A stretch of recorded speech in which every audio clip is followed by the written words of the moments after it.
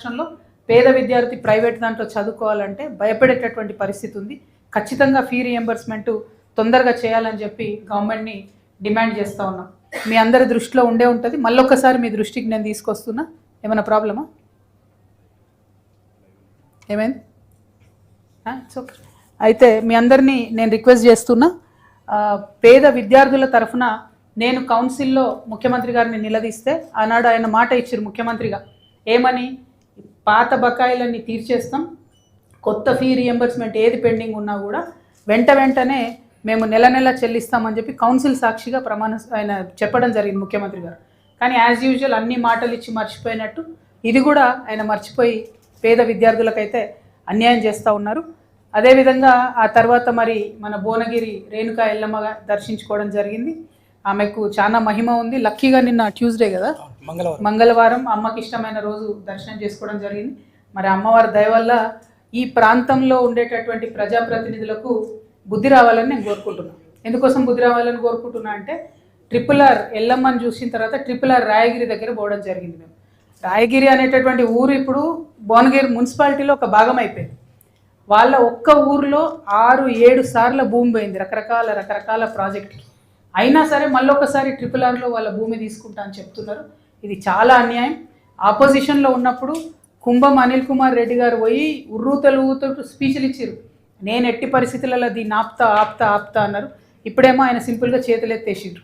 అదేవిధంగా కోమటిరెడ్డి వెంకటరెడ్డి గారు కూడా ఆనాడు ఆపోజిషన్లో ఉన్నప్పుడు అసలు ఇంచు కూడా పోనీయని నేను అని చెప్పినటువంటి వ్యక్తి ఇవాళ మంత్రిగా ఉన్నారు. మరి ఇవాళ మాత్రం తను మాట్లాడడం లేదు. ఇది కరెక్ట్ కాదు, చాలా అన్యాయం. ఈ విషయాన్ని దయచేసి ప్రజలు కూడా గమనించాలని కోరుతున్నాను. అయితే ఒక యాజ్ అ పాలసీ మ్యాటర్ దయచేసి నేను పత్రికా మిత్రుల ద్వారా ప్రజలకు చెప్పేది ఏంటంటే, అసలు రింగ్ రోడ్ అంటే ఏంటిది?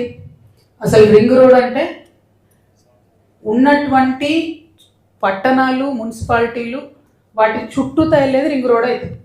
ఇప్పుడు వీళ్ళు నార్థన్ కారిడార్లో ఏదైతే RRR తలపెట్టిరో, ఈ RRR ఏంది? మన భువనగిరి మధ్యలోకి వెళ్ళిపోతుంది, చౌటుప్పల్ మధ్యలోకి వెళ్ళిపోతుంది. లిటరలీ చౌటుప్పల్ 2 ముక్కలు అవుతున్నది. గజ్వేల్ మధ్యలోకి వెళ్ళిపోతుంది. అది ఎట్లా రింగ్ రోడ్ అవుతుంది? పట్టణాలను, ఆవాస స్థలాలను వాటి నుంచి దూరంగా హెవీ వెహికల్స్ని తీసుకుపోయేది రింగ్ రోడ్ అవుతుంది. అట్లా కాకుండా ఏం రింగ్ రోడ్డు, ఎందుకోసం రింగ్ రోడ్డు, ఎవరికి అర్థం కాని పరిస్థితి ఉంది. ఇంకొక మాట కూడా మనం దయచేసి ఆలోచన చేసుకోవాలి. అలైన్మెంట్ ఒక్కొక్క దగ్గర నార్థన్ పార్ట్లో అయినా సదర్న్ పార్ట్లో అయినా 3 నుంచి 4 సార్లు మారింది అలైన్మెంట్. ఫస్ట్లో RRR అని తలపెట్టినప్పుడు మేము NHAతో మాట్లాడినప్పుడు వాళ్ళు మాకేం చెప్పారంటే, మేము శాటిలైట్లకి వెళ్ళి చేస్తాం. ఆ శాటిలైట్ మ్యాపింగ్ జనరల్గా పోరంబోక్ ల్యాండ్ నుంచి, కొండల నుంచి, గుట్టల నుంచి రోడ్డు తీసుకుపోతుంది కాబట్టి జనావాసాలకు ఇబ్బంది లేకుండా ఉంటుంది. ఇదే బైబుల్, ఇదే ఖురాను, ఇదే భగవద్గీత, మేము ఒక్కసారి శాటిలైట్లకి వెళ్ళి మ్యాప్ గీసినామంటే దీన్ని మార్చేటోళ్ళు లేరని వాళ్ళు చెప్పారు అన్నాడు. మరి తీరా చూస్తే ఒక్కొక్క దగ్గర 2 times, 3 times, 4 times అలైన్మెంట్ మారినటువంటి పరిస్థితి ఉన్నది. అన్ఫార్చునేట్లీ ఇది కేవలం నాయకుల అవినీతి కోసం మాత్రమే ఈ అలైన్మెంట్ మారింది అనేటటువంటిది స్పష్టంగా తెలుస్తున్నది. కేవలం భువనగిరిలో కాదు, 8 జిల్లాలలో, తెలంగాణలలో ఇన్ఫ్లుయెన్స్ చేసే ఈ రింగ్ రోడ్డు ప్రతి జిల్లాలో అదే పరిస్థితి. మేము మెదక్ పోయినాము, అక్కడ పెద్దవాళ్ళ కోసం పేదవాళ్ళ భూములు పోయేటట్టుగా అలైన్మెంట్ మార్చారు. మేము మహబూబ్ నగర్ పోయినాం, అక్కడ సేమ్ పరిస్థితి. పెద్దల భూములు కాపాడతారు, పేదల భూములకి వెళ్ళిపోతుంది. భువనగిరి వచ్చినాం, ఇక్కడ ఇదే పరిస్థితి. చౌటుప్పల్ల సేమ్ పరిస్థితి. ఇక నేను పేర్లు చెప్తేనేమో తెల్లారులేస్తే నన్ను అందరు తిడతారు కాబట్టి పేర్లు నేను చెప్తలేను.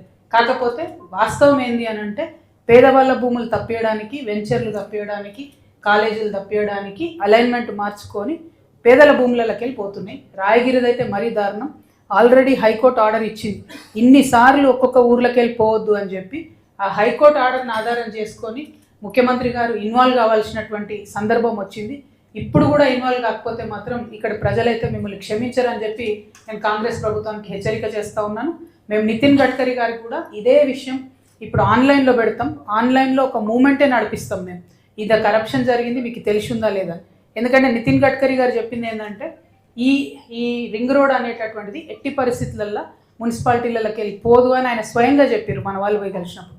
సో దానికోసం ఆయనను అకౌంటబుల్ హోల్డ్ చేస్తాం. ఖచ్చితంగా ఒక ఆన్లైన్ మూమెంట్ నడిపిస్తాం. మొత్తం బీజేపీ ఎంపీలు 9 మంది సంతకాలు చేసి ఇది మారాలి అలైన్మెంట్ అని చెప్పిండ్రు. అయినా కూడా మరి అలైన్మెంట్ మారకుండా టెండర్లు పిలుస్తున్నారని తెలిసింది. కాబట్టి తెలంగాణ జాగృతి ఆధ్వర్యంలో జనవరి 5వ తారీఖు నాడు హైదరాబాద్ నగరంలో ఈ 8 జిల్లా ప్రజలు ఎక్కడెక్కడైతే రింగ్ రోడ్తో ఎఫెక్ట్ అవుతున్నారో RRRతో వాళ్ళతోని ఒక రౌండ్ టేబుల్ సమావేశాన్ని కూడా నిర్వహించి ఇందులో జరుగుతున్న కరప్షన్, ఇందులో జరుగుతున్నటువంటి అన్యాయం ప్రజల దృష్టికి, ప్రభుత్వాల దృష్టికి తీసుకొచ్చేటటువంటి ప్రయత్నం చేస్తామని కూడా మీకు తెలియజేస్తా ఉన్నాం. ఆ తర్వాత మేము బస్వాపూర్ రిజర్వాయర్ చూడడానికి పోయినాం. వాస్తవానికి బస్వాపూర్ ఒక చిన్న చెరువు, ప్రాణహిత చెరువులో కట్టినప్పుడు 0.8 TMCతో కట్టినటువంటి కాన్సెప్ట్ చేసినటువంటి చెరువు. ఆ ఊరిని మొత్తం కూడా కంప్లీట్గా రెవెన్యూ అంతా తీసుకొని చుట్టుపక్కల ఉన్న 2-3 గ్రామాలు తిమ్మాపూరు, లాప్యనాయక్ తండ 2-3 ఊర్లను తీసేసుకొని 5,000 ఎకరాలు పైచిలుకు అక్వైర్ చేసుకొని బసవాపూర్ కెపాసిటీని పెంచుకున్నాం. ఎందుకంటే మంచిగా సూర్యాపేట జిల్లా అంతా కూడా నీళ్ళు వస్తాయన్న ఉద్దేశంతో. కానీ అన్ఫార్చునేట్లీ దానికి అంత ఫోర్స్ఫుల్గా పనిచేయలేదు. చేయకపోయేసరికి ఇప్పటికీ కాలువలు కాలేదు, ఇప్పటికీ డిస్ట్రిబ్యూటరీస్ కాలేదు. ఎప్పుడో శంకుస్థాపన అయినటువంటి బసవాపూర్ 2009లో ల్యాండ్స్ తీసుకుంటే ఇప్పటి వరకు బసవాపూర్ నుంచి చుక్క నీరు అయితే బయటికి పోలేదు. మరి త్వరితగతిన ఫినిష్ చేయాలని చెప్పి నేను డిమాండ్ చేస్తున్నాను. ఎట్ ద సేమ్ టైం మొత్తం నీటి కుండ పక్కనే బసవాపూర్ ఊరు ఉన్నది. వాళ్ళ ఇండ్లకు నీళ్ళు వస్తున్నాయి, మిగిలిన 40-50 ఎకరాలు ఉంటే ఆ పొలాలకు నీళ్ళు వస్తున్నాయి. అదేవిధంగా బసవాపూర్ ఈ మొత్తం డ్యామ్ కన్స్ట్రక్ట్ చేసేటప్పుడు పెట్టినటువంటి బ్లాస్టింగ్స్తో అక్కడ ఉన్న ఇండ్లన్నీ కూడా మొత్తం నాశనమైనటువంటి పరిస్థితి ఉన్నాయి. దేనికి కాంపన్సేషన్ ఇవ్వలేదు. ఘోరం ఏంటంటే అందులో ఒక 96 ఎకరాలు డైరెక్ట్గా తీసేసుకున్నారు. ఇంతవరకు ₹1 కాంపన్సేషన్ ఇవ్వలేదు. ఈ విషయంలో దయచేసి జిల్లా కలెక్టర్ గారు చొరవ చూపించాలి. బసవాపూర్ గ్రామాన్ని విజిట్ చేయాలని మీరని నేను డిమాండ్ చేస్తూ ఉన్నాను. నేను కలెక్టర్ గారు కూడా లెటర్ రాస్తాను, వారితో కూడా మాట్లాడతాను. ఎందుకంటే కండ్ల ముంగట అంత అన్యాయం జరుగుతుంటే ఏండ్లకేండ్లు రైతుల భూమి గుంజుకొని డబ్బులు ఇవ్వకపోతే ఇది సరైనటువంటి ప్రజాస్వామ్య వ్యవస్థ కాదు. దీని మీద కలెక్టర్ గారు తక్షణమే స్పందించాలని చెప్పి నేను డిమాండ్ చేస్తూ ఉన్నాను. ఆ తర్వాత మేము ఆలేరుకు వచ్చినాం. ఆలేరులో ఉన్నది ఒకే ఒక కమ్యూనిటీ హెల్త్ సెంటర్, మీ అందరికీ తెలుసు. అది 30 పడకలుగా ఉన్నది. ఇప్పుడు అది మధ్యలో 15 తగ్గిస్తారన్నారు, మళ్ళీ 30కి వేసిరు. వాస్తవానికి అయితే 40 ఏళ్ళ నుంచి కూడా 100 పడకలు కావాలనే డిమాండ్ ఉంది అక్కడ. కానీ ఆ 100 పడకలు చేస్తలేరు. దాన్ని మరి బీఆర్ఎస్లో చేయలేదు, కాంగ్రెస్లో చేయలేదు, తెలంగాణ రాకముందు చేయలేదు, వచ్చినాక చేయలేదు. అయినా ఆలేరు ప్రజలు మాత్రం చాలా ఓపికగా ఉన్నారు. వారి ఓపికకు నేను సెల్యూట్ చేస్తూ ఉన్నా. కాకపోతే అదంతా హైవే కాబట్టి యాక్సిడెంట్లు అవుతున్నాయి. జనగాం నుంచి కూడా అదే CHC మీద లోడ్ వస్తుంది. ఇటుపక్క మొత్తం ఆలేరు నుంచి చుట్టుపక్కల ఉన్న పేద ప్రజలకు లోడ్ వస్తుంది హాస్పిటల్. కాబట్టి ఇప్పటికన్నా కాంగ్రెస్ ప్రభుత్వం మేల్కొని 100 పడకల హాస్పిటల్గా ఆలేరు CHCని కన్వర్ట్ చేయాలని చెప్పి నేను డిమాండ్ చేస్తూ ఉన్నాను. ఆ తర్వాత అక్కడ నుంచి జస్ట్ కూతవేటు దూరంలో పాత బ్రిడ్జ్ ఉన్నది. ఆ పాత బ్రిడ్జ్ కిందకి వెళ్ళి బీకేర్ వాగు పోతున్నది. ఒక బస్సు వస్తే ఇంకో బండి కానీ కారు కానీ పోయే పరిస్థితి లేదు. కానీ మరి ఇన్ని ఏండ్లలో కూడా దాన్ని పట్టించుకొని అక్కడ కొత్త బ్రిడ్జ్ కట్టిన నాదులు లేరు.